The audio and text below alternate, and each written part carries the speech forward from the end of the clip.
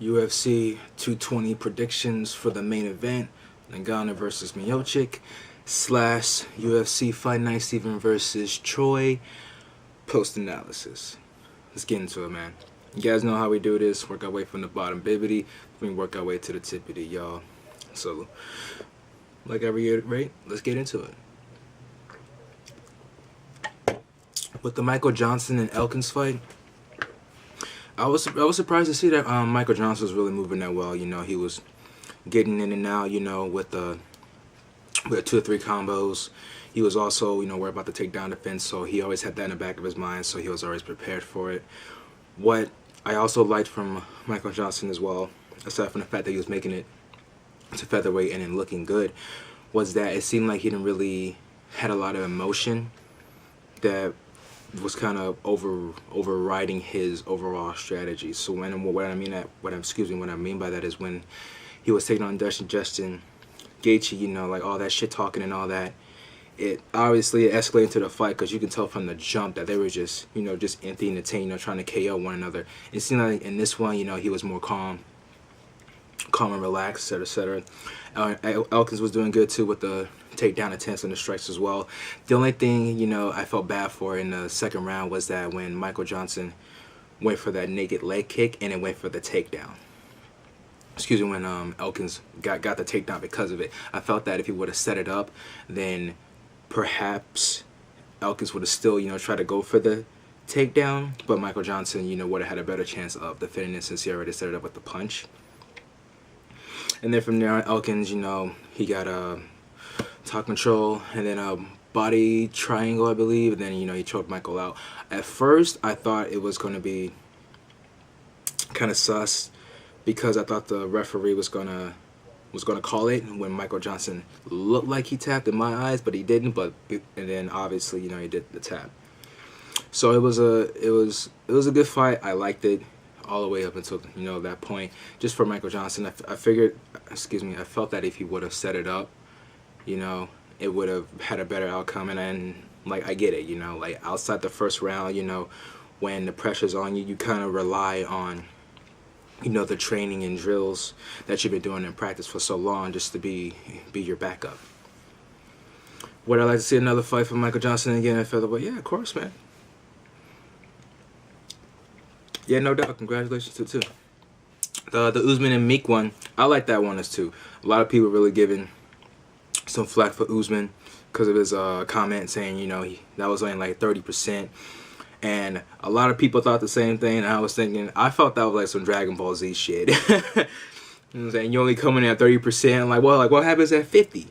You know, I think I was watching Surfing the Web, another guy said like he was trying to act like Toguro from Yu Yu Hakusho, that motherfucker, man.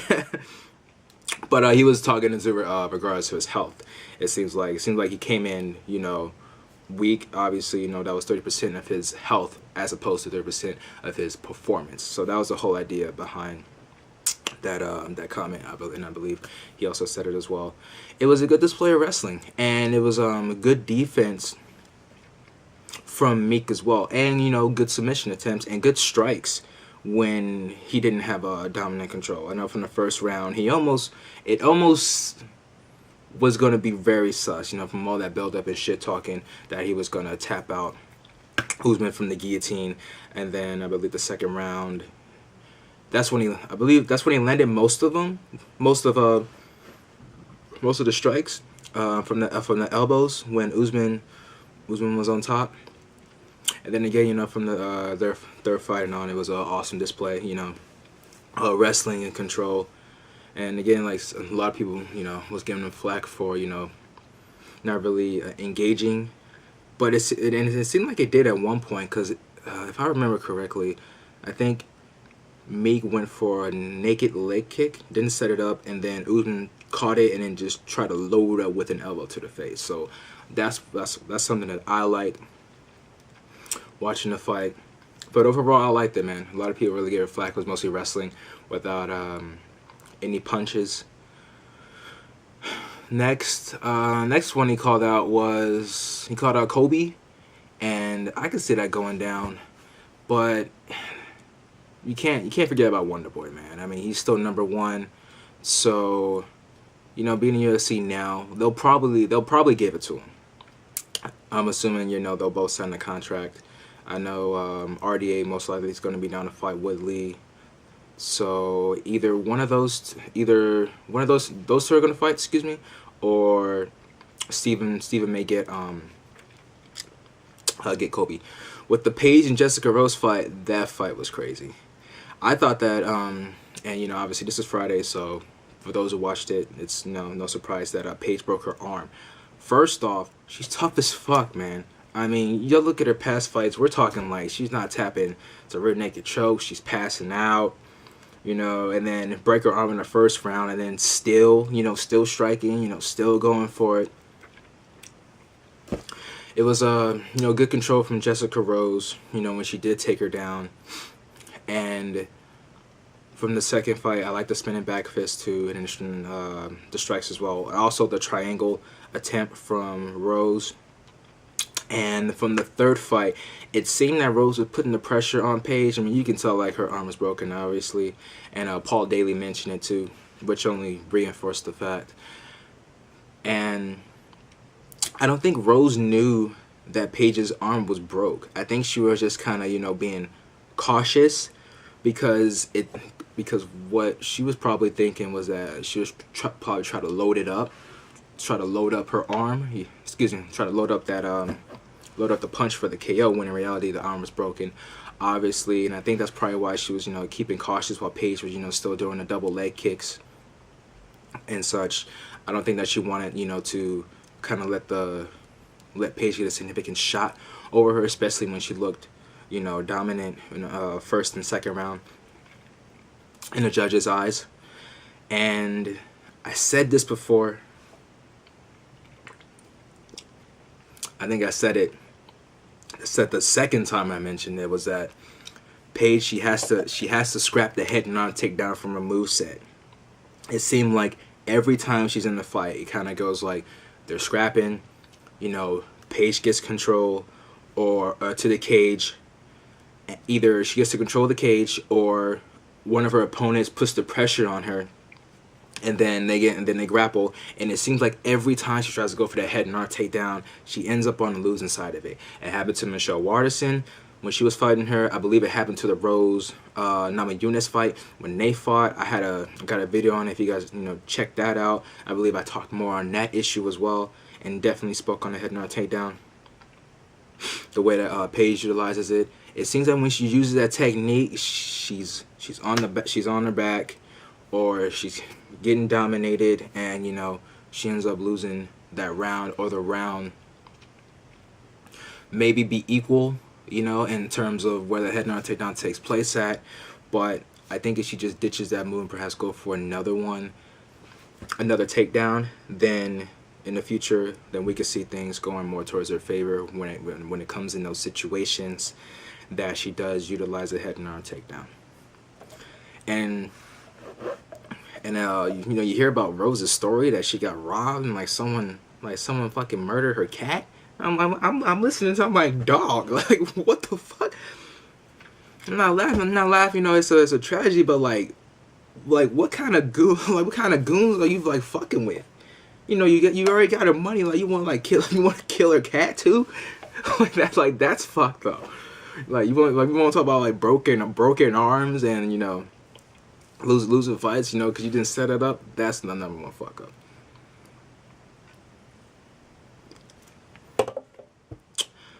Man, I know I'm missing one. So we got the Paige one down. It was Michael Johnson, and let me check my notes here.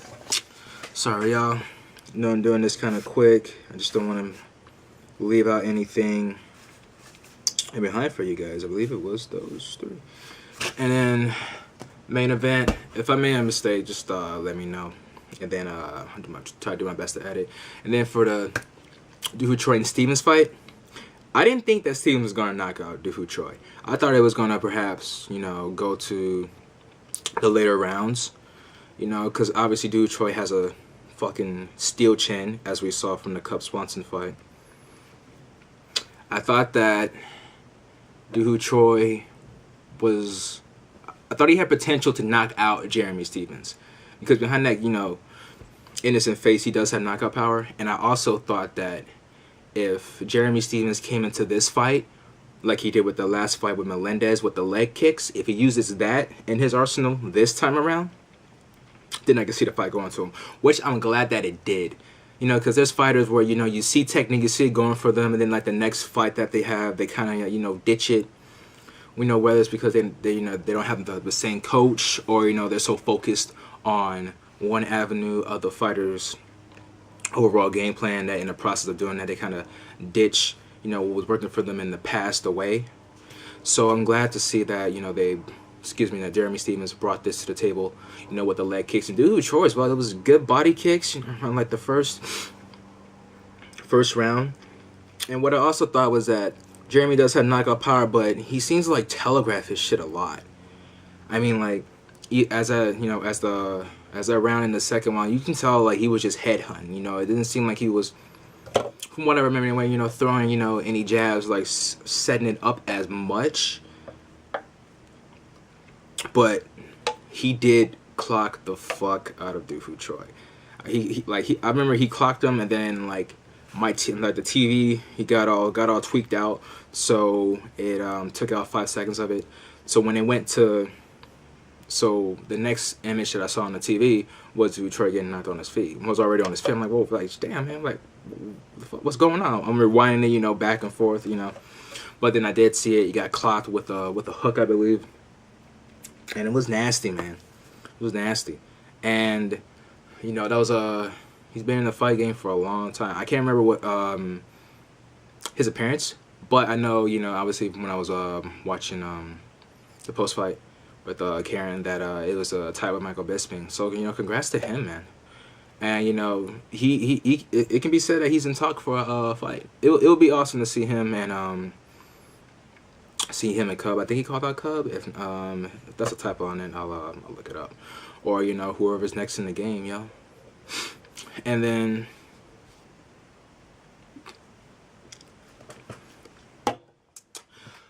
now we at the tip of it, y'all. Francis Ngannou versus Stipe Miocic. I'm not gonna put any seasons or, you know, give you guys a salad and bread bowl before I pull out the main dish. I'm gonna just let y'all know right now. I got Stipe Miocic. I'm gonna say 4th round is when Stipe gets it done. And I know you guys are looking like, JV, you got to be fucking kidding me, dog.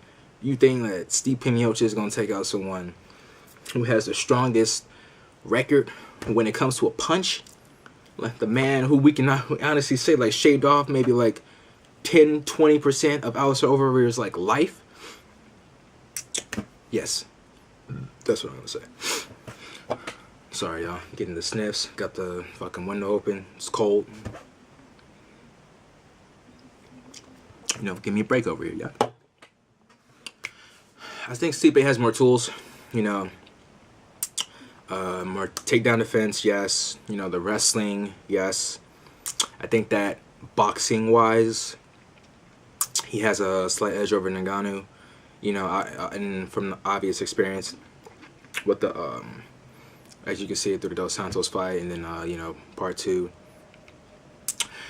The thing that I can see going wrong with Stipe is that if he gets into the shootout.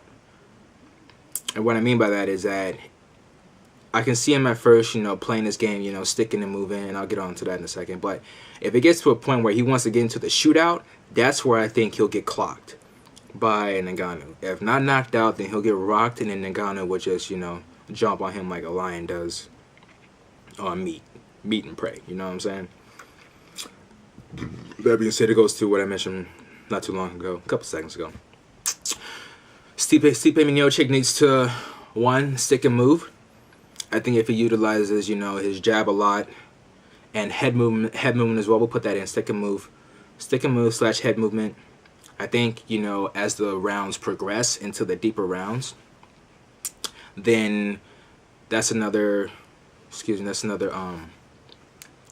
way he can get the job done. The second one is to avoid being on the cage. You know, what I thought at first before sawing it was that Overeem, you know, had a control over Ngannou, but then Ngannou switched it and then had him on there for a while before they got him broken up in that fight. I think that if Stipe kind of, I mean, I don't want to say that. If he has his back off the cage, then that'll be a way to. And the reason why I'm kind of looking at him wonder because it kind of like coincides with the stick and move. I know for the third one, you know, try to take him down, set up the takedowns, and if he's going for kicks, set up the kicks as well. I mean, come on, yo, like the guy's about to break history. If he beats Ngannou, then it'll be the third title defense in the heavyweight division. So you got to set shit up, man. You got to set shit up. Set up the takedowns, set up the leg kicks, head movement. Don't be on the cage.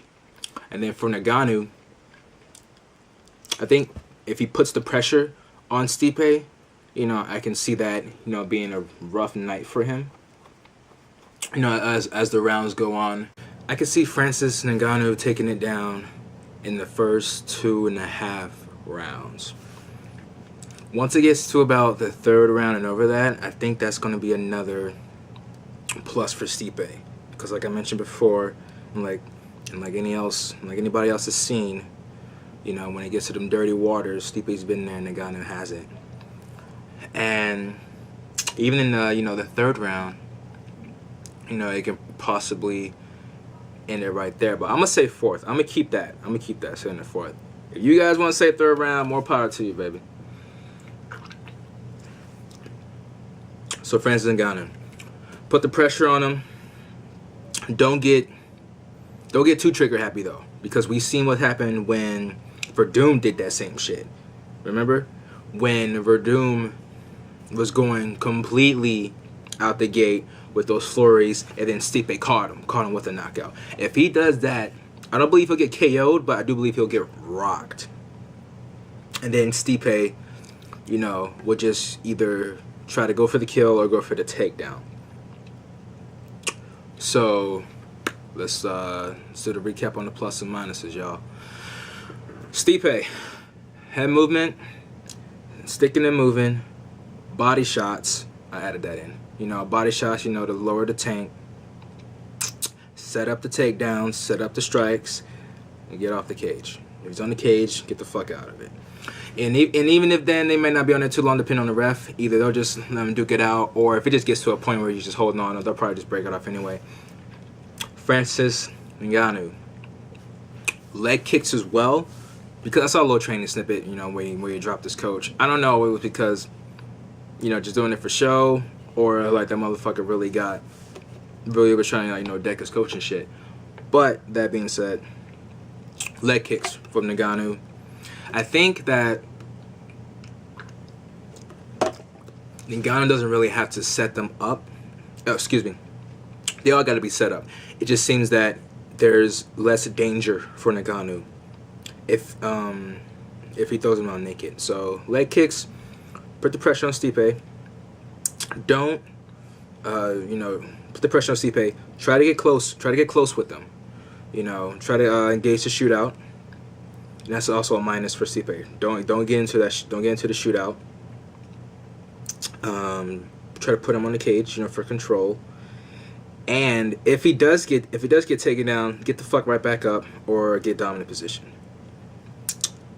Those are the 5 pluses and minuses. I know there was a few minuses. It was just a new thing I came up with on the fly. I know when I do videos and what people should do and what people should do. Just working out the kinks. Just work with me, y'all. Just work with me. And that, my friends, is the time that I've been given, that I'm being allotted, all the time that they're gonna be giving me, y'all. Stipe Miocic, 4th round, TKO. Yeah, I'm gonna go that route. Thank you guys for watching. I really appreciate it, guys. I know this was late as hell, you know. I want to do it in midweek, but, you know, again, I'm busy. You know, either I'm busy or I just had to, you know, tweak out my schedule a little bit so I can do these earlier. Shouts to River Valley. Shouts to Viper. Shouts out to Cannon. Shouts out to Tonez. Shouts out to haven't really shit. It's the fucking beer talking. Shout out to Wiz Aid. Shout out to my boy Ryan Rogers. Shout outs to Syndicate. If you don't know, there are a couple guys, you know, on the thing, you know, doing a little zoom, trying to get the boom. Things go well, you'll hear a lot more from them soon. Happy New Year, y'all. You guys have a good one. Be safe. Talk to you guys soon. Next couple videos, I want to talk about New Year's resolution goals, and I want to talk about sex robots. JVTV, offline.